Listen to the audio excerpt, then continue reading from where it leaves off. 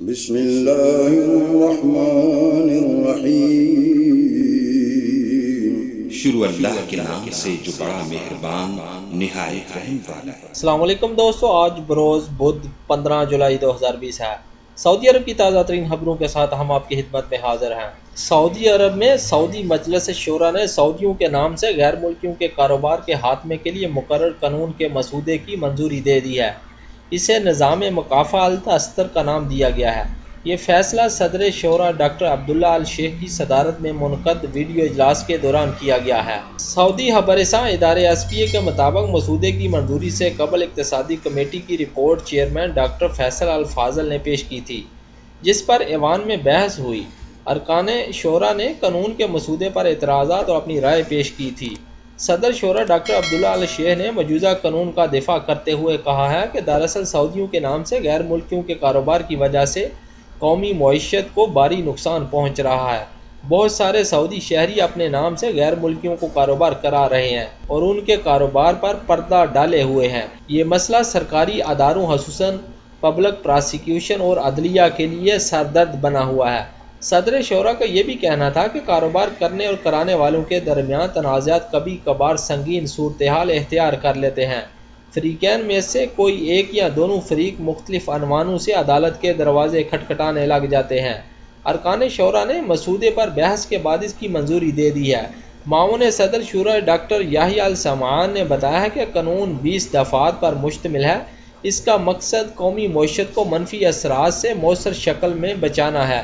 قانونی دفعات کے توسط سے کئی اقتصادی پالیسیاں طے کی گئی ہیں جن سے غیر ملکیوں کے کاروبار پر مقامی شہریوں کے پردہ ڈالنے سے ہونے والے نقصانات کا بھی خاتمہ ہوگا۔ السمان نے یہ بھی بتایا کہ اس قانون کی بدولت ریٹیل کے شعبے کا معیار بہتر اور مضبوط ہوگا۔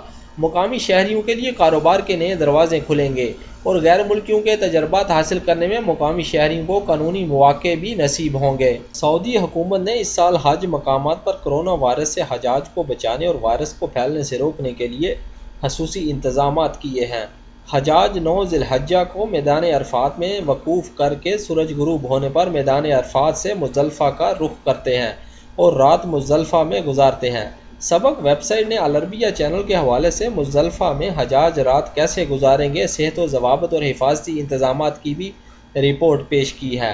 صحافیوں کی ٹیم نے بتایا کہ وزارت حج عمرہ نے مزدلفہ میں رات گزارنے والے حاجیوں کے لیے آرام گاہوں کا بھی انتظام کیا ہے، جہاں سماجی فاصلے کی پابندی لازمی ہوگی۔ آرام گاہیں مزدلفہ کی مسجد المشعر الحرام کے قریب بنائی گئی ہیں۔ مشاہدے کے مطابق حجاج کو گروپوں کی شکل میں آرام گاہوں میں ٹھہرایا جائے گا۔ کسی بھی گروپ کے حاجیوں کی تعداد 20 سے زیادہ نہیں ہوگی۔ یہ انتظامات نئے کرونا وائرس سے حاجیوں کی صحت و سلامتی کی غرض سے کیے گئے ہیں۔ یہ انتظامات کرونا وائرس سے حاجیوں کو بچانے اور ان کی صحت و سلامتی کے لیے بھی کیے گئے ہیں۔ وزارت ماحولیات و پانی زراعت نے مکہ المکرمہ اور اس کے آس پاس واقع کمیشنری میں سینیٹائزنگ کا عمل بھی تیز کر دیا ہے۔ العربیہ نیٹ کے مطابق مکہ المکرمہ ریجن میں وزارت کے ڈائریکٹر جنرل انجینئر سعید الغامدی نے بتایا ہے کہ حج موسم کے دوران امراض پیدا کرنے والے کیڑے مکوڑوں اور مچھروں کے انسداد کا کام ہنگامی بنیادوں پر کیا جاتا ہے۔ انہوں نے یہ بھی کہا ہے کہ منی، مزدلفہ، عرفات، مکہ المکرمہ اور اس کے اطراف واقع کمیشنوں میں حج زائرین کی صحت و سلامتی کے لیے ہر سال سپرے کا اہتمام کرتی ہے۔ وزارت ماحولیات نے ماحولیاتی ادارے کے ڈائریکٹر انجینئر ترکی الحمیدی نے بتایا ہے کہ مکہ المکرمہ جدہ میں ان مقاصد کے لیے ایمرجنسی ٹیم بھی تشکیل دے دی گئی ہے۔ سعودی عرب میں ریاض پولیس نے پرفریب پیغامات کے ذریعے ہم وطنوں سے رقمیں ہتھیانے والے 8 رکنی ایشیائی گروہ کو گرفتار کر لیا ہے۔ سعودی خبررساں ادارے SPA کے مطابق ریاض پولیس کے ترجمان شاکر التوجیری نے بتایا ہے کہ پاکستانی شہری اپنے ہم وطنوں اور مختلف ممالک کے شہریوں کو دھوکہ دے کر ان سے رقمیں ہتھیا رہے تھے۔ ترجمان نے یہ بھی بتایا ہے کہ ملزمان کا طریقہ واردات یہ تھا کہ وہ موبائل پر SMS بھیجتے جس میں انعام نکلنے کی خوشخبری دی جاتی یا اطلاع دی جاتی کہ آپ کا بینک اکاؤنٹ موجودہ منجمد کر دیا گیا ہے، اکاؤنٹ کھلوانے کے لیے اپ ڈیٹ کی کارروائی کروانا ہوگی۔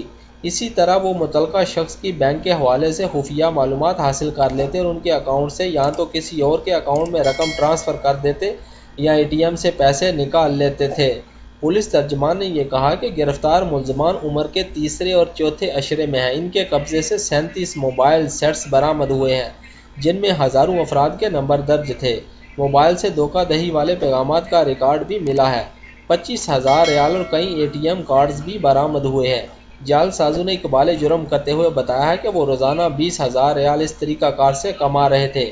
تمام افراد کو حراست میں لے کر FIR درج کر کے پبلک پراسیکیوشن کے حوالے کر دیا گیا ہے۔ التوجیری کا یہ بھی کہنا ہے کہ اس طرح کے دھوکہ باز گروہ وقتاً فوقتاً مملکت کے مختلف علاقوں سے گرفتار کیے جاتے رہتے ہیں۔ پولیس مقامی بینک ذرائع ابلاغ کی مدد سے ان کی سرگرمیوں سے آگاہ کر کے ان کی اعارانہ چالوں سے بچنے کی تاکید بھی کرتے رہتے ہیں، تاہم ہر بار کچھ نہ کچھ سادہ لوگ ان کے جال میں پھنسے جاتے ہیں۔ دوستو میری ویڈیو اگر اچھی لگے تو اپنی رائے کا ضرور اظہار کیجیے گا اور میرا چینل گلف اردو نیوز ضرور سبسکرائب کیجیے گا اور بیل کا بٹن ضرور دبائیے گا۔ شکریہ۔ السلام علیکم ورحمۃ اللہ وبرکاتہ۔ فی امان اللہ۔